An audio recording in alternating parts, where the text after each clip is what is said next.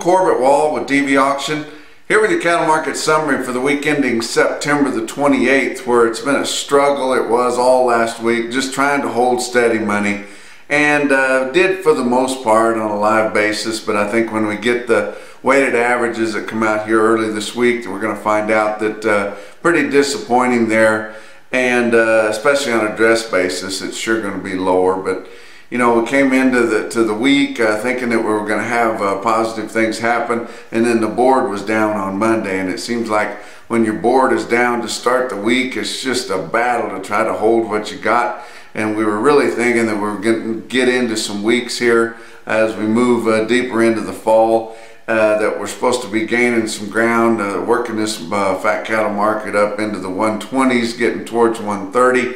But it just seems like we're having a hard time keeping it over $1.10, and it just seems like we really lost the momentum that the market had going for it here the last few weeks working in. But we got another tough week to get through because we moved into a new month.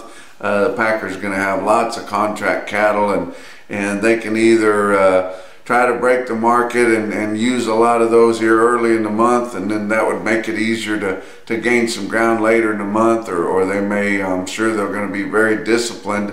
The packers are very disciplined anymore. That's why they are so shrewd to trade with, but they keep those captive supplies pretty close to their vest and just use them sparingly as they need to fill their kill slots. But the guys that are selling fat cattle, the few that are still selling cash negotiated, I know the weight's always on you guys' shoulders, but you need to really kind of get a game plan on to try to gain a lot of ground this month, and should be able to get close to 120 this month, as we've gotten through a lot of those heavy market ready supplies that we've seen. Our supplies of market ready cattle are really going to drop off here over the next 60 days or so, and that's when you got to make hay when the sun's shining.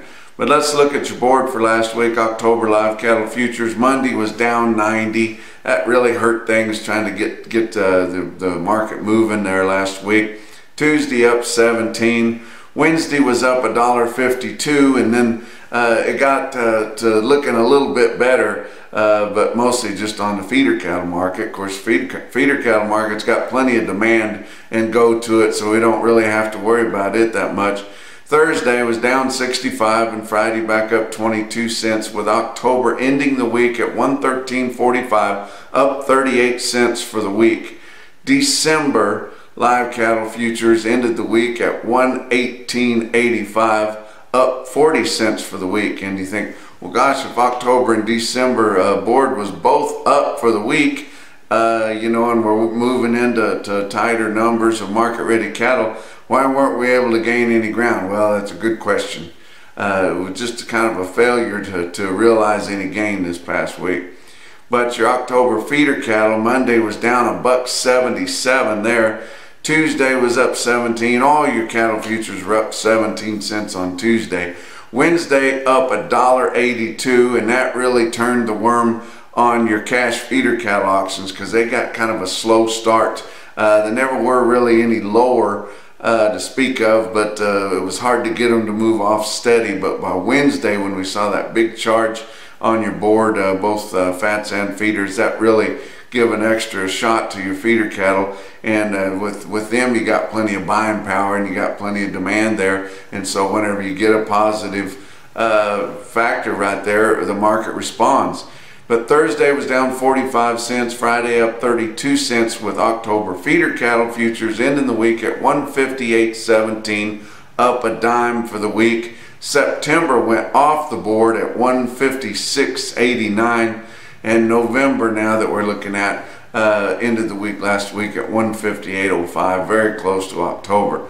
Your fat cattle trade, we've kind of been talking about that ever since we started this visit.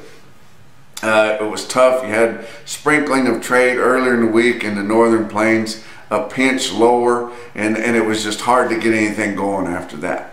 You know, they're always waiting for Kansas to establish the market, and whenever the North takes their legs out from under them on a Monday and a Tuesday, it sure makes a hard week for your Kansas sellers to try to establish anything. But a lot of that Northern Plains live trade was like 110, 110 and a half. Didn't see a whole lot, maybe a little bit on Friday at 111 in the Northern Plains, and that's just kind of steady to weak. In your Southern Plains, it really establishes that live price, $1.11. They never gave in till they got $1.11, and both Kansas and Texas were 111, and that was fully steady. Now your dress trade, which is also mostly in the Northern Plains, they started selling those cattle a little cheaper, a lot of 173, 174 early in the week when we'd sold everything at 175 the prior week, and even on Friday whenever you got the bulk of the trade moving out, it was mostly at 174. You had some 173 to 175, but your weighted averages are going to be a whole lot closer to 174, and that's going to be a full $1 cheaper probably than the previous week, because almost all your dress cattle sold for $1.75 the week before last. Box beef cutout values, the average trade for last week on good daily movement till we got to the very tail end of the week, but your choice select spread is widening out as you have good demand for the choice and some of those more expensive cuts. Your select is fading off a little bit. But choice cuts, your average trade for last week was 205.07, up 9 cents compared to the weighted average of the previous week. Select cuts down 149 with 193.84, the weighted average on last week's trade in your select. And your choice select spread average was 11.23. It's stretching out there, and 677 loads of cuts, grinds, and trim. And like I said, it was really good movement all through the week last week till we got to the very tail end of the week, and it was kind of disappointing. But your slaughter for last week was pretty good, but I tell you what, week before last was one of the bigger ones we were going to have really for the year, and so it was hard to keep that up. 650,000 last week compared to 657 the week before, so down 7. But those are great movements, guys. You know, normally an average movement, even as we got staying into bigger kills, is 635 or 40. So when you're getting into that, we've been running the last several years here where it was odd to even hit 600,000. We are pumping a lot of red beef meat into the system, and then we're moving it.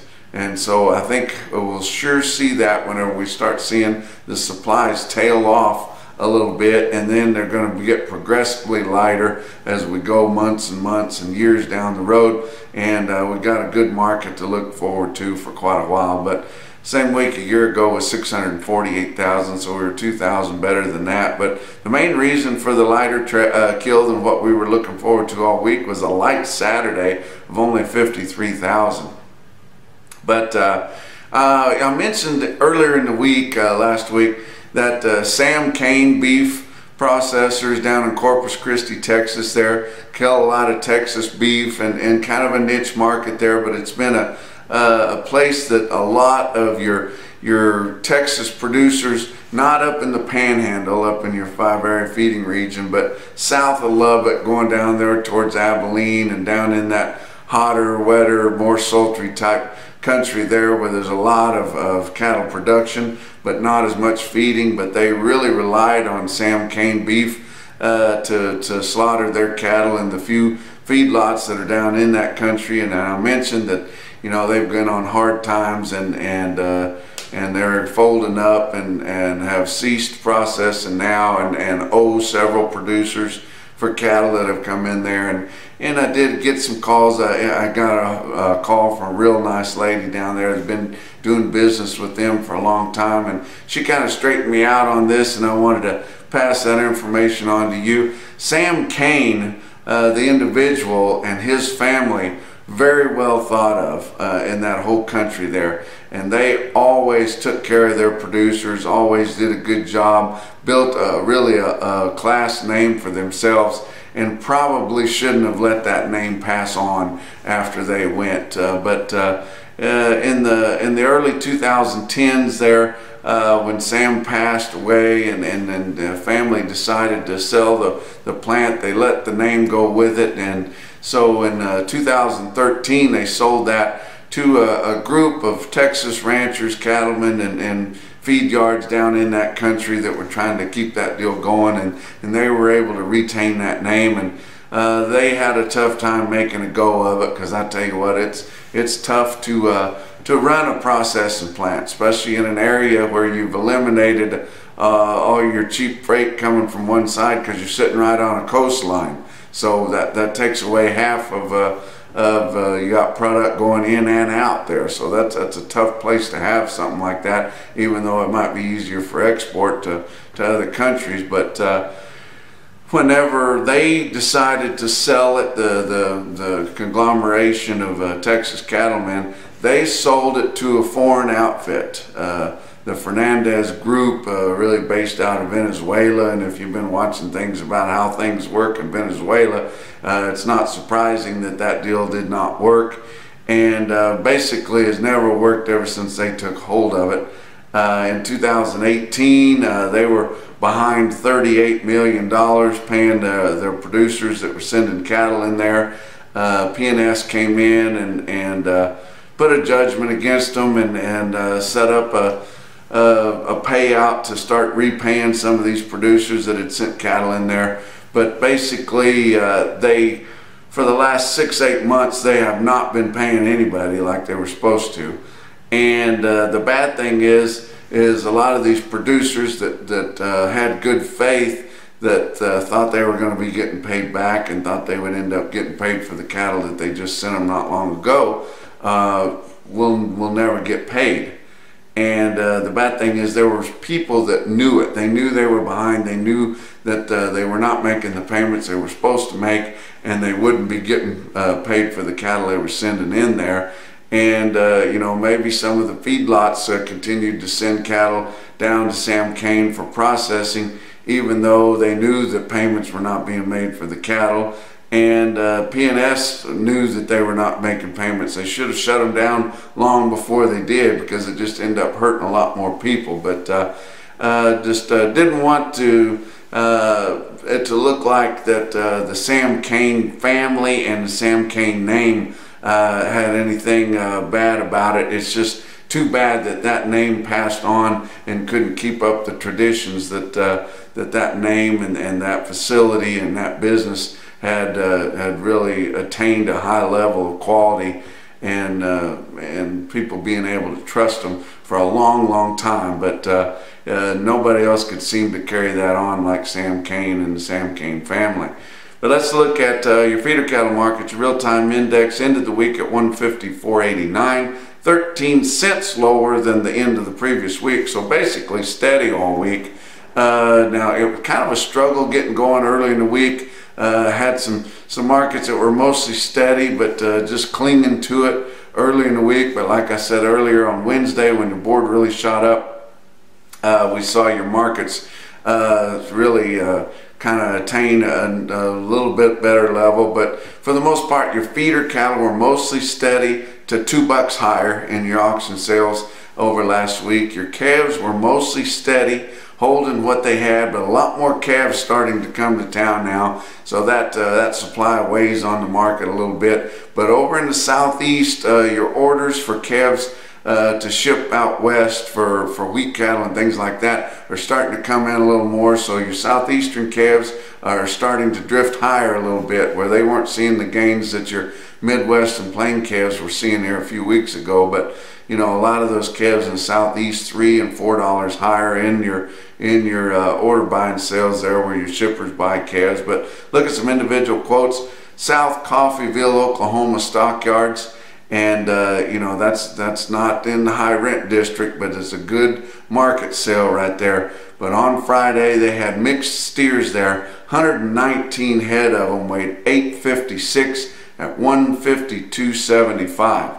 Now Burwell had quite a sale, and we always talk about them when they have one. But look at this calf quote out of Burwell, Nebraska. 102 head of good steers there, weighed 530 pounds at 201.25. We hope to kind of keep those 5-weight calves and $2 and plus as they start gaining ground. But you look at this picture here of these Charolais steers that a friend of mine sent me in Burwell, Nebraska. A big string of them there. 141 head of them, weighed 646 at 178.50. And then the black steers, half brothers off of them, weighed 676 at 181.25. And that's your markets from last week from a home DV auction office here in Canyon, Texas. We'll talk to you next week.